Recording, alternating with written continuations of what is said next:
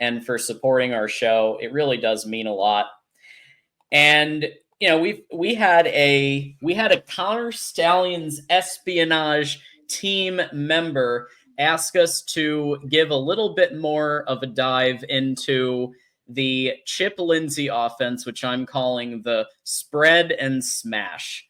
And so we're when the Connor Stallions people ask for something, we do our best to make it happen. So it has been a while, TJ, since the news broke about Lindsey.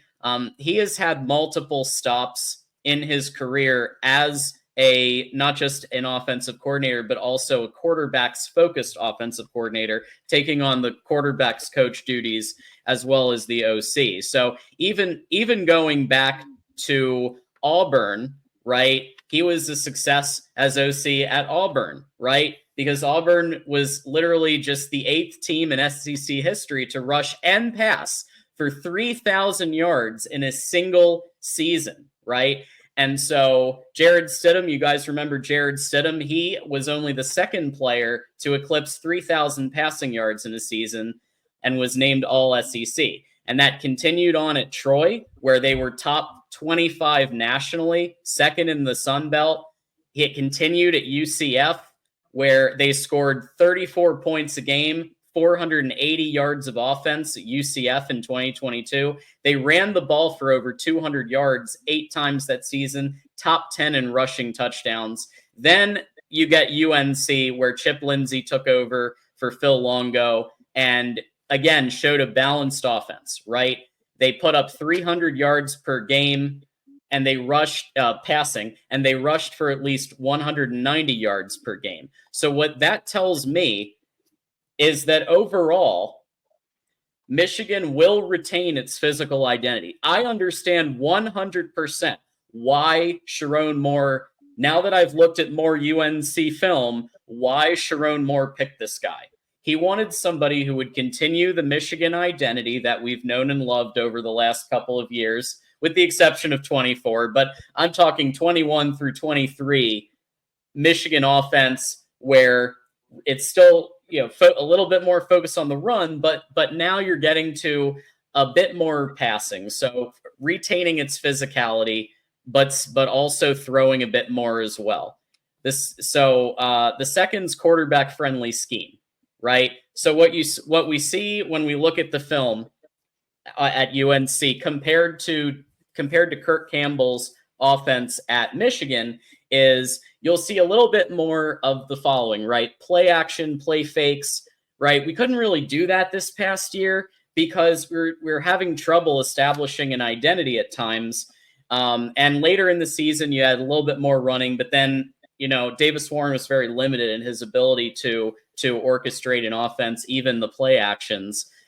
You see more route variations. You see some quarterback runs, and Drake May calls up Sharon Moore and says, you need to hire this guy. And I think that speaks volumes to having a quarterback friendly scheme, right? Even Drake May, he's off in the NFL, but he takes the time to call up Sharon Moore and say, this is the guy you need. You got Bryce Underwood coming in.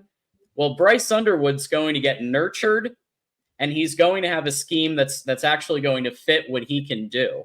And I think that's, even though Kirk Campbell was allegedly supposed to be a quarterback-focused offensive coordinator, this guy's done it at, 6-7 different stops. Right.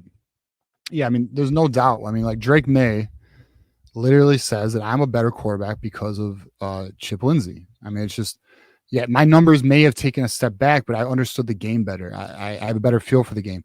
And, and to your point, in terms of like, the routes and the variations of play, and also to your number one point, John, he's going to run a gap or zone offense. And I don't know if these are your next 3 points, John, but based on his player personnel, he adjusts and evolves the offense to fit his players. And like we've discussed before, especially with like a Mikey Keene, that line of scrimmage to 15-yard area is where Chip Lindsey really likes to excel and really likes to thrive this offense, and it does fit our current, offensive weaponry.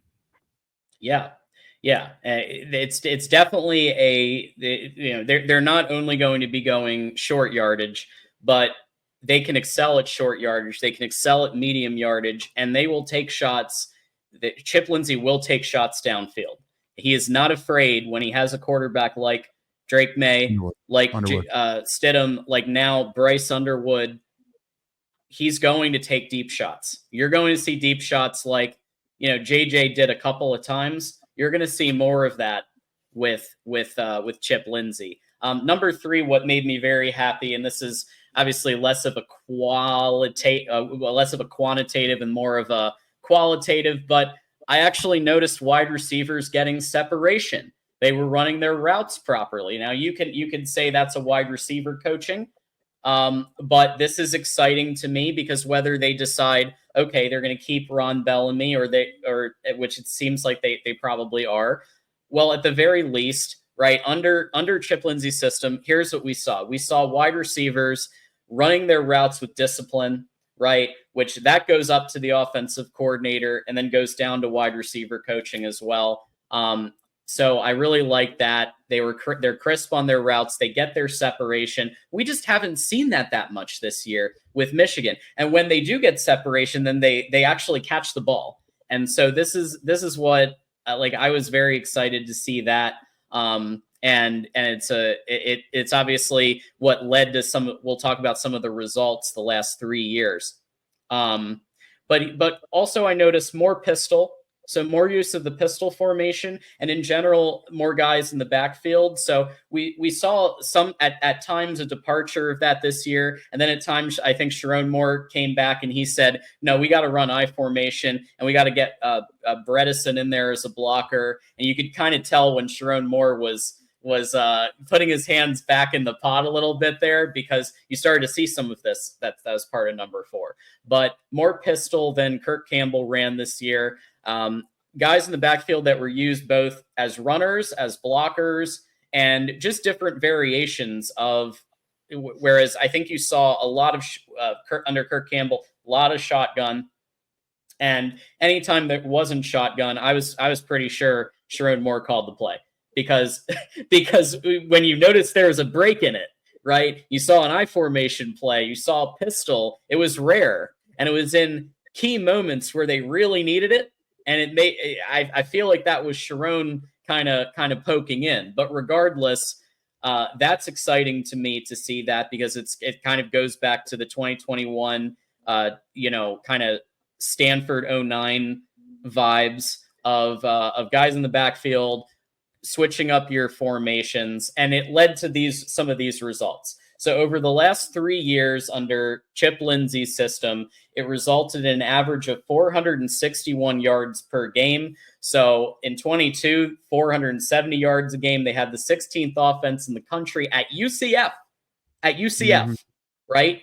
Then the last 2 years at UNC, 23, they had the 7th ranked offense, 491 yards a game. In 24, 37th ranked offense, 423 yards a game. Regardless, I think after this past year, we didn't have that, right? No. in any way, shape, or form. And so to see that these numbers were achieved with balance and with a mixture of pass and run, I think that's what's the most encouraging to me with Bryce Underwood coming in, is you really need somebody who knows how to nurture quarterbacks, knows how to get how to implement run and pass concepts equally effectively.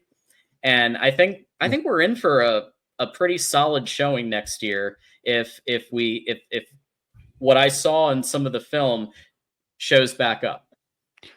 Bro, if we can get 461 yards of offense a game with our defense, we're going to be in the playoffs.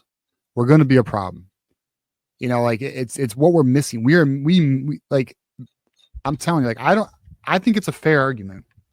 Our wide receiver room might not be as bad as it looked if you have an actual offensive coordinator and a damn quarterback who can get him the ball. And then let's be honest too. We have an upgraded running back room, guys. Justice Haynes and Jordan Marshall are an upgrade. All respects to Donovan Edwards and Khalil Mullins. And shout out to Khalil Mullins. I mean, what he did, against Ohio State and Alabama, or Ohio State was fire. But at the end of the day, we are looking at an upgraded offense entirely outside of tight end. Colson Loveland, we're taking a regression. But the offensive line should be, we'll see if they add another player here, but we saw well the offensive line played against Alabama guys. And obviously Josh Preeb is going to be out. He's going to the NFL. But if Lawrence Hattar is as advertised, it might be an upgrade. So, yeah, I'm interested, man. I'm excited. I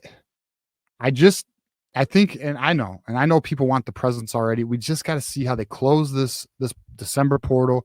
Let's see what holes we have. Let's see what they do in spring, because they will add more in spring. But I think there's a lot to be optimistic about. I mean, this is going to be an exciting. And I'll tell you right now, once spring comes around, people are going to be optimistic. Once you start seeing some of those Bryce Underwood highlights, those Mikey Keene highlights, wide receivers actually making plays, and the spring game should be something. So yeah, I'm looking forward to it.